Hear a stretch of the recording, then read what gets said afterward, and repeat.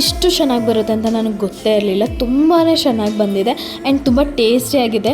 Like ನಾವು ಮಸಾಲೆ ಎಲ್ಲ ತಿಂತೀವಲ್ವ, ಮಸಾಲೆ ರೊಟ್ಟಿ ಆಗಿರ್ಬೋದು, ಇದೆಲ್ಲ ಆ ಥರ ಒಂದು ಫ್ಲೇವರ್ ಇದೆ. ಇದು ಚಟ್ನಿ ಹಾಗೆ ಮೊಸರು ಎರಡರಲ್ಲೂ ತಿನ್ಬೋದು.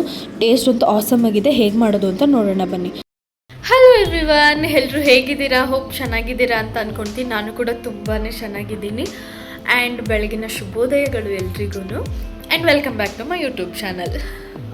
ನಾನಿವತ್ತು ಹೆಸರು ಕಾಳನ್ನ ಯೂಸ್ ಮಾಡಿಕೊಂಡು ಒಂದು ಡಿಶ್ ಮಾಡೋಣ ಅಂತ ಹೇಳಿ ಮಾಡ್ತಾಯಿದ್ದೀನಿ. ಹೆಸರು ಕಾಳನ್ನ ತಿನ್ನೋದ್ರಿಂದ ಆಗಿರ್ಬೋದು, ಅಡುಗೆಯಲ್ಲಿ ಬಳಸೋದ್ರಿಂದ ಆಗಿರ್ಬೋದು, ನಮಗೆ ಏನಾದರೂ ಬಾಡಿ ಹೀಟ್ ಆಗಿದ್ದರೆ ಅದೆಲ್ಲ ಅವಾಯ್ಡ್ ಮಾಡುತ್ತೆ. ನಮ್ಮ ಬಾಡಿನ ತಂಪಾಗಿಡೋದಕ್ಕೆ ಹೆಲ್ಪ್ ಮಾಡುತ್ತೆ.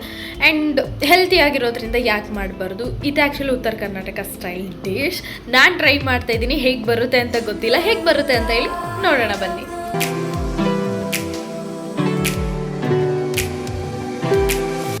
ಸೀರಿಯಸ್ 1 ಅವರ್ ಮುಂಚೆನೇ ಹೆಸರು ಬೇಳೆನ ತೊಳೆದು ನೀಟಾಗಿ ನೆನೆಯೋದಕ್ಕೆ ಇಟ್ಟಿದೆ.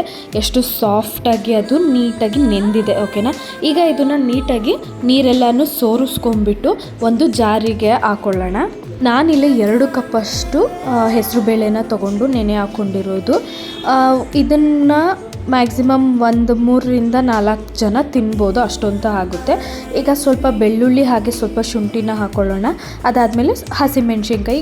ನಾನು ಮೆಣಸಿನ್ಕಾಯಿ ಇಲ್ಲಿ 2 ಹಾಕ್ಕೊಳ್ತಾ ಇದ್ದೀನಿ, 2.5 ಹಾಕ್ಕೊಳ್ತಾ ಇದ್ದೀನಿ. ಯಾಕೆ ಅಂತಲೇ ಮಕ್ಕಳು ತಿನ್ನೋದ್ರಿಂದ ತುಂಬ ಖಾರ ಆಗಬಾರ್ದು ಅಂತ ಹೇಳಿ. ಹಾಗೆ ಸ್ವಲ್ಪ ಕೊತ್ತಂಬರಿ ಸೊಪ್ಪನ್ನು ಹಾಕ್ಕೊಂಡು ಸ್ವಲ್ಪನೇ ನೀರನ್ನ ಹಾಕ್ಕೊಳ್ತಾ ಇದ್ದೀನಿ.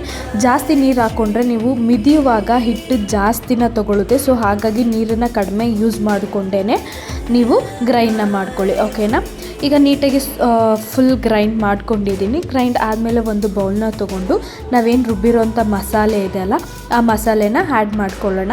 ಮಸಾಲೆ ಹಾಕ್ಕೊಂಡಿದ್ದಾದಮೇಲೆ ಇನ್ನೂ ಜಾರಲ್ಲೆಲ್ಲ ಮಸಾಲೆ ಇದೆ ಅಂತ ಹೇಳಿ ಅದನ್ನು ತೊಳೆದು ನೀರು ಹಾಕ್ಕೊಳ್ಳೋದಕ್ಕೆ ಹೋಗಬೇಡಿ. ಯಾಕೆ ಅಂತ ಅಂದರೆ ಆಲ್ರೆಡಿ ಪೇಸ್ಟ್ ಇರೋದ್ರಿಂದ ನಮಗೆ ಹಿಟ್ಟಿಗೆ ಮಿದಿಯೋದಕ್ಕೆ ನೀರು ಕಡಿಮೆನೇ ಸಾಕು. ಓಕೆನಾ, ಸೊ ಅದನ್ನು ಇಟ್ಕೊಂಡಿರಿ. ನಿಮಗೆ ಹಿಟ್ಟು ಮಿದಿಯುವಾಗ ನೀರು ಬೇಕು ಅಂತ ಅನಿಸಿದ್ರೆ ಆವಾಗ ಇದರಿಂದನೇ ನೀರನ್ನು ಹಾಕಿ ಅಳ್ಳಾಡಿಸ್ಕೊಂಡು ಹಾಕೋಬೋದು. ಓಕೆನಾ, ತುಂಬ ಸಣ್ಣದಾಗಿ ಹೆಚ್ಚಿ ಇಟ್ಕೊಂಡಿರೋ ಅಂಥ ಈರುಳ್ಳಿನ ಹಾಕ್ಕೊಳ್ತಾ ಇದ್ದೀನಿ. ಹಾಗೆ ಕೊತ್ತಂಬರಿ ಸೊಪ್ಪು ಹಾಗೆ ಸ್ವಲ್ಪ ಕರಿಬೇವನ್ನ ಕೂಡ ಹೆಚ್ಚಿಟ್ಕೊಂಡಿದ್ದೆ, ಅದನ್ನು ಹಾಕ್ಕೊಳ್ತಾ ಇದ್ದೀನಿ. 1 ಟೇಬಲ್ ಸ್ಪೂನಷ್ಟು ಜೀರಿಗೆನ ಹಾಕ್ಕೊಂಡಿದ್ದೀನಿ. ಹಾಗೆ ಚಿಟಿಕೆ ಎಲ್ಲೋನ ಹಾಕ್ಕೊಂಡಿದ್ದೀನಿ. ಹಾಗೆ ಹಾಕಿದ್ದಂತಹ ಹೆಸರು ಬೇಳೆ ಏನಿತ್ತಲ್ವ ಅದರಲ್ಲಿ 1-2 ಸ್ಪೂನ್ ಎತ್ತಿ ಇಟ್ಕೊಂಡಿದ್ದೆ, ಅದನ್ನು ಈಗ ಹಾಕ್ಕೊಳ್ತಾ ಇದ್ದೀನಿ. ಅದನ್ನು ಗ್ರೈಂಡ್ ಮಾಡಿಲ್ಲ. ಯಾಕೆ ಅಂತ ಅಂದರೆ ಹಾಗೆ ಹಾಕೋದ್ರಿಂದ ನಾವು ಬೇಯಿಸಿದಾಗ ಸ್ವಲ್ಪ ಕ್ರಿಸ್ಪಿಯಾಗಿ ಅನಿಸುತ್ತೆ. ಸೊ ಹಾಗಾಗಿ 2 ಸ್ಪೂನಷ್ಟು ಇಟ್ಕೊಂಡಿದ್ದನ್ನು ಹಾಕ್ಕೊಳ್ತಾ ಇದ್ದೀನಿ. ಹಾಗೆ ರುಚಿಗೆ ತಕ್ಕಷ್ಟು ಉಪ್ಪನ್ನ ಹಾಕ್ಕೊಳ್ಳಿ. ಆ್ಯಂಡ್ ಇಲ್ಲಿ ನಾನು ಗೋಧಿ ಹಸಿಟ್ಟನ್ನ ಯೂಸ್ ಮಾಡ್ತಾ ಇದ್ದೀನಿ. ಚಪಾತಿ ಹಿಟ್ಟೇನು ಬರುತ್ತೆ ಆ ಹಸಿಟ್ಟನ್ನ ಯೂಸ್ ಮಾಡ್ತಾ ಇದ್ದೀನಿ. ಉತ್ತರ ಕರ್ನಾಟಕ ಸ್ಟೈಲಲ್ಲಿ ಇದಕ್ಕೆ ಜೋಳದ ಹಿಟ್ಟನ್ನು ಯೂಸ್ ಮಾಡ್ತಾರೆ. ನಮ್ಮ ಕಡೆ ಜೋಳದ ಹಿಟ್ಟೆಲ್ಲ ತುಂಬ ಕಡಿಮೆ ಅನ್ನೋದಕ್ಕಿಂತ ನಮ್ಮ ಮನೇಲಂತೂ ಜೋಳದ ಹಿಟ್ಟು ಯೂಸೇ ಮಾಡಿಲ್ಲ. ಸೊ ಹಾಗಾಗಿ ನಾನಿಲ್ಲಿ ಚಪಾತಿ ಹಿಟ್ಟನ್ನೇ ಹಾಕ್ಕೊಳ್ತಾ ಇದ್ದೀನಿ, ಅಂದರೆ ಗೋಧಿ ಹಸಿಟ್ಟನ್ನ ಹಾಕ್ಕೊಳ್ತಾ ಇದ್ದೀನಿ. ಹಾಕ್ಕೊಂಡು ನೀಟಾಗಿ ಸಾಫ್ಟ್ ಆಗೋ ರೀತಿ ಮಿತ್ಕೊಳ್ಳೋಣ. ಓಕೆನಾ, ಸ್ವಲ್ಪ ನೀರು ಸ್ವಲ್ಪ ಎಣ್ಣೆನ ಹಾಕ್ಕೊಂಡು ನಾನಿಲ್ಲಿ ಮಿತ್ಕೊಳ್ತಾ ಇದ್ದೀನಿ. ನೋಡಿ ಎಷ್ಟು ಸಾಫ್ಟಾಗಿದೆ. ಈ ರೀತಿ ಸಾಫ್ಟ್ ಆಗೋವರೆಗೂ ನೀಟಾಗಿ ಮಿತ್ಕೋಬೇಕು. ಯಾಕೆ ಅಂತಾನೆ ನಾವು ಈರುಳ್ಳಿ ಸ್ವಲ್ಪ ಮಸಾಲೆ ಎಲ್ಲ ಹಾಕಿರೋದ್ರಿಂದ ನಾವು ಲಟ್ಟಿಸುವಾಗ ನೀಟಾಗಿ ಬರೋದಿಲ್ಲ. ಸೊ ಹಾಗಾಗಿ ನೀಟಾಗಿ ಸಾಫ್ಟ್ ಆಗೋವರೆಗೂ ಒಂದು 5ರಿಂದ 10 ನಿಮಿಷ ನೀವು ನಾದ್ಕೋಬೇಕು ಹಿಟ್ಟನ್ನು.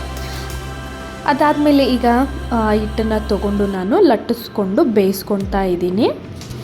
ಇದನ್ನು ಆದಷ್ಟು ಮೀಡಿಯಮ್ ಫ್ಲೇಮಲ್ಲಿ ಇಟ್ಕೊಂಡು ಬೇಯಿಸ್ಕೋಬೇಕು. ಯಾಕೆ ಅಂತ ಅಂದರೆ ನಾವು ಪೇಸ್ಟ್ ಹಾಕಿರ್ತೀವಿ, ಹಾಗೆ ಹೆಸರು ಬೇಳೆ ಆಗಿರ್ಬೋದು, ಆನಿಯನ್ ಆಗಿರ್ಬೋದು, ಈ ಮಸಾಲೆ ಎಲ್ಲ ಹಾಕಿರೋದ್ರಿಂದ ಅದೆಲ್ಲದನ್ನು ನೀಟಾಗಿ ಬೇಯಬೇಕು.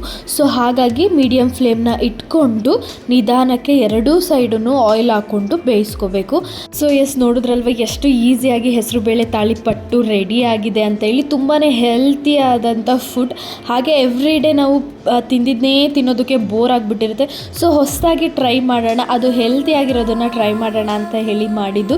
ತುಂಬಾ ಚೆನ್ನಾಗಿ ಬಂದಿದೆ. ಇದನ್ನು ಮೊಸರು ಹಾಗೆ ಚಟ್ನಿ ಎರಡರಲ್ಲೂ ಕೂಡ ತಿನ್ಬೋದು. ನೀವು ಟ್ರೈ ಮಾಡಿ, ಖಂಡಿತ ನಿಮಗೂ ಕೂಡ ಇಷ್ಟ ಆಗುತ್ತೆ. ಹೋಪ್ ಈ ವಿಡಿಯೋ ನಿಮಗೆ ಇಷ್ಟ ಆಯಿತು ಅಂತ ಅಂದ್ಕೊಳ್ತೀನಿ. ಇಷ್ಟ ಆಗಿದ್ರೆ ಒಂದು ಲೈಕ್ ಆ್ಯಂಡ್ ಶೇರ್ ಮಾಡಿ, ಸಬ್ಸ್ಕ್ರೈಬ್ ಮಾಡೋದನ್ನು ಮರಿಬೇಡಿ. Thank you.